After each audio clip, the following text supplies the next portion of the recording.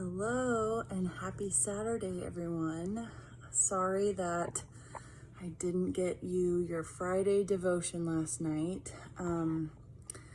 I was just feeling kind of weary and needed to rest more than overdo it with work and ministry. So I am getting you a special edition Saturday devotion instead. I want us to flip to the book of 1 Kings chapter 19 for this particular devotion. And this devotion is going to be all about hearing the voice of God and how we expect to find God in these difficult days. So many of us, I think, are just bombarded with noise and shouting and opinions and people who have a lot of feelings, political ads, just all that yuck, that noise. And it's important for us to recognize that the more noise of the world that we are hearing and picking up on, the less attuned we can get to the voice of the Lord. And we can be just less likely to hear God's voice. And so the first question is, how do we expect to find God in these days? And the second is, how do we expect God to show up for us? And so I want us to think about the story. It's a really crazy story, and it's about the prophet Elijah. So Elijah was a prophet from God, and he was kind of battling and going up against Israel's worst king on record, King Ahab. And his wife, King Ahab's wife, Jezebeel, was even worse than King Ahab. And so what happened in this story was that basically Elijah had schooled, for lack of a better word, he had beaten all of the prophets of Baal, and he had defeated them in this competition of whose God was more powerful. And so the prophets of Baal were cutting themselves and shouting out to the Lord, and there's blood everywhere and all the sacrifice, and their fire did not light. And then Elijah was kind of making fun of them and mocking them, and I was like, well, maybe your God had to go to the bathroom, and maybe your God's busy right now. And then Elijah just said, and by the power of God, the one true God, Yahweh, my God, may this fire, or may this wood that had been doused with water light on fire. And it lit on fire, you guys. It was incredible. I can't imagine what it might have been like that day. But so the prophets of Baal were ruined. And that day, Israel and Yahweh's people won.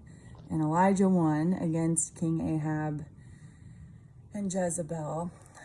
But the problem is, often when things go our way for a little bit, they don't go our way for too much longer. So Elijah is, he has this shutdown against the 450 prophets of Baal. It's literally one of the most celebrated kind of contests in all of the Old Testament. And he was feeling confident, and he was feeling good, and he was on his mountaintop. And all of a sudden, Queen Jezebeel, King Ahab's wife, puts a bounty on Elijah's head because she is mad that he won. She is mad at Elijah's God. She's mad at Yahweh, the one true God. She's a follower of Baal, and she's like, we're going to kill him. So the rush and the high of victory didn't last long. And now Elijah is on the run. So Elijah flees for his life, and he is journeying 40 days and 40 nights he gets to the holy mountain of God, Horeb, we see in the story in 1 Kings. And Elijah arrives and he is exhausted. He's depressed, he's feeling defeated, he's fearful, he's alone. And he wonders whether all of his ministry, all of his efforts, the prophecy, just that lonely task that he has of being God's mouthpiece. All the prophets felt so isolated and alone. He just wondered, is this all worth it? Is this all worthwhile? God, I know I am supposed to be your instrument, but this is really hard. And so just in a complete state of exhaustion, he crawls into this cave in Mount Horeb and he waits to hear from God. He waits for a sign. And there's so much packed into the story. And what precedes it are these 3 verses. And I want to read these verses. Elijah is commanded, go out and stand on the mountain before the Lord, for the Lord is about to pass by. And so Elijah, weary, exhausted, depressed, looks towards the mouth of the cave, the entrance. And this is what happens next. There was a great wind, so strong, it was splitting mountains and breaking rocks into pieces before the Lord. But the Lord was not in the wind. And after the wind, there was an earthquake. But the Lord was not in the earthquake. And after the earthquake, a fire. But the Lord was not in the fire. And after the fire, a sound of sheer silence. It's when Elijah hears that silence. So deep, so pervasive that it tugs at his ears.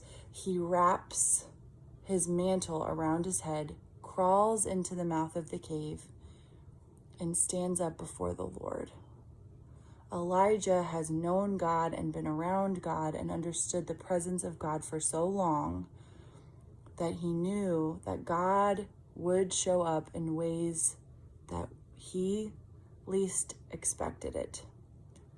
And so through these events, all these natural disasters, the earthquakes, the thunder, the wind, we do not see God, but he shows up in this still small voice. The scriptures say, still small voice. I love that translation. So for us, when we are wondering in this time, where is God going to show up for us in the midst of this year, in the midst of this pandemic? The story of Elijah invites us not to come to any conclusions too quickly about where we are going to find God, about where we're going to hear from God. But we just need to remain open to how God might manifest in us when we are feeling vulnerable, when we are feeling exhausted and defeated, when we are in our own emotional caves, just like Elijah was. We can listen to that still small voice, which can only be heard if we filter out all the other loud, boisterous, public, competing voices for the election, for COVID stuff, for vaccines, for civil unrest, all those voices. If we can filter those out, we can hear that one still small voice, the voice that matters more than anything. That is the voice of the Lord. So know that in this time, things are different and we might not be hearing from Jesus the way that we normally hear from him. But God is still moving, loved ones. God is still speaking. God is still with you and for you. You just have to kind of make space and time and room to hear God. So all of that being said, I am actually going to take a couple of days off. Russ and my family will still be here.